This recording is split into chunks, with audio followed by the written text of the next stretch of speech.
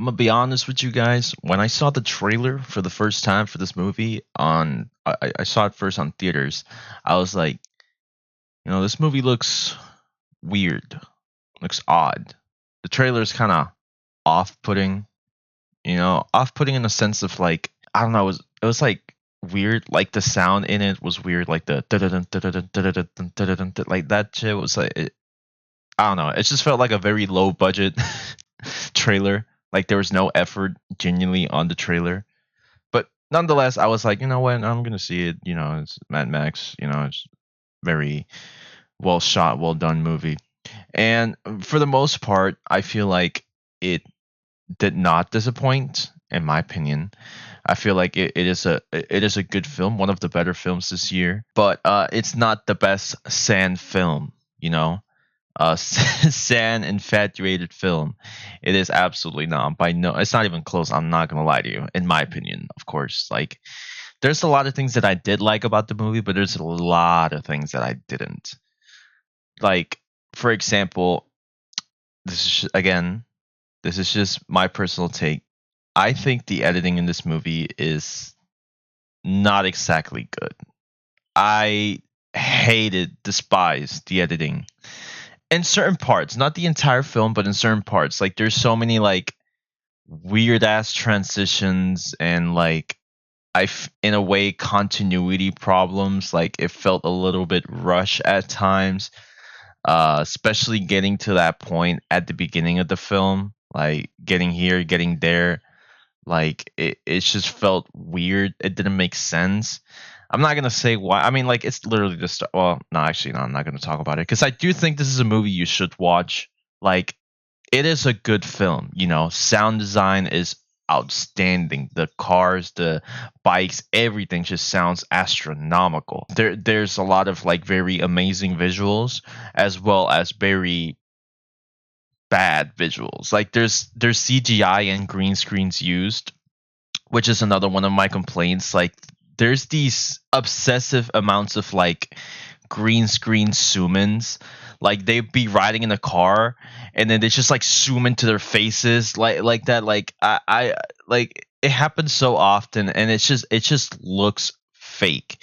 Then again, it is obviously a fucking fake film, but but it's just you can tell like there's no like it's so blatant that I just can't help but like focus on it. There's this scene where they're like in this place where they use like these things to grab the cars and go back up.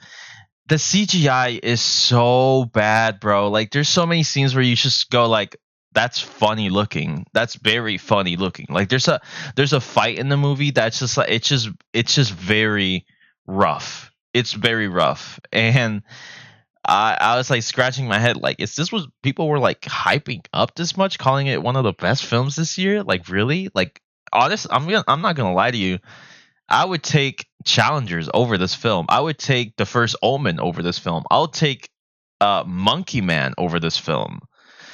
Fuck it. I'll even take like, actually no, but that's where the that's where the list ends. But like, I don't know. It just didn't hit that much for me as other people were painting it.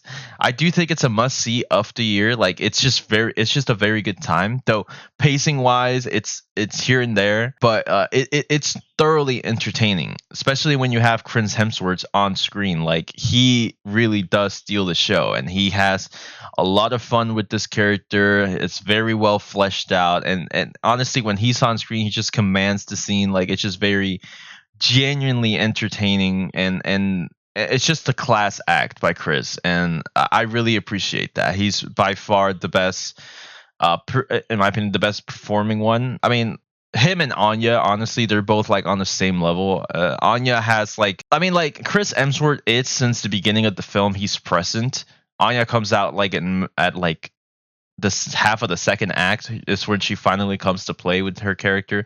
Not saying she does a bad job or anything like that. Not at all. Like she's actually doing a fantastic job, especially as a character that barely even talks in the entire film. So most of her acting comes like non-verbally, which is like to a certain extent is like even more complicated. I do think Chris is the one that steals the show in this entire film. You know what I'm saying? Like I saw on Twitter that Anya got the standing ovation. Chris would should have gotten it for sure. Like instead of her. Not saying that she does bad, but I'm just saying like Chris actually stole the show. Like he just commanded every scene that he was in, and I feel like he's just the meat of the film in general. The action, like I said, the action sequences in this film are very good. They're very nice, very pleasant to look at. But there's a lot of like I said, there's a lot of CGI use, and you're just gonna see some wonky ass fucking dolls just fall out of trucks, very very very computerized looking, like some PS2 looking shit. So if you just go past that, you're just gonna have a great time. I mean, like you know what I'm saying, like it really is a fun film to see. I saw it in IMAX like 3 days ago, and it's just very nice. It's just a very nice film, but I had to sit on it. I had to sit on the film and just really think about how, because I walked out of it as like, man, really, people really did overhype the shit out of this film. Like that's how I walked out of the film, but my opinion kept changing the more I thought about it, because like it's not bad at all, but it's definitely not something that people were painting like, oh my god, this is just like some Dune Part 2 level shit, like the best thing we've ever witnessed. No, not even close. No, no. Like I said, I'll take Challengers over this. I think Challengers is a significantly better film, but better paced. I mean, then again, it's not really the exact kind of film.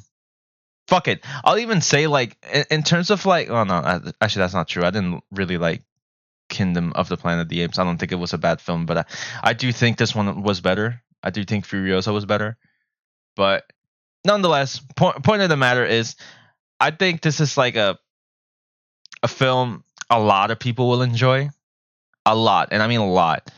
But me personally, I enjoyed it to an extent. When those fighting scenes came in, I was just like, this looks wonky as fuck. I really paid IMAX for this. I do think it's a must see in IMAX. Like overall, that's not part of it. But it's just like editing wise, and that CGI, the green screen, and some of the decisions that were made, just kind of let my head scratching. Like, you know what I'm saying? Like I was scratching my head most of the film, and I was like, okay, dude, like, are we really going there? Like, is this was really used on this film? But nonetheless, I do think this is a great film, and I do think it's one of the better watches. This film, like you can watch this film and have yourself a good time, good action sequences, very hype moments, very tense moments, and just great performances all around the board, especially with Chris Hemsworth standing on the best performance in the entire film. So giving this movie a rating, I'm gonna give it like a 7.5. It's not bad, but it's not the greatest. Like it's not, in my opinion, it's not what people are painting it to be. I still prefer Fury Road. Like it's just better. Like it's just like significantly better. This is not. I mean, it's a prequel, so if we were to put it in timeline, it is chronologically getting better, but that's not the truth. You know, Fury Road came out almost like a decade ago, so it's definitely a step down from that film, which is unfortunate. But you know, if you're going to use this much CGI, at least in my opinion, this is just my opinion. If you're going to use as much CGI as you did on this film, at least polish it more. You know, focus on it more. And that's it.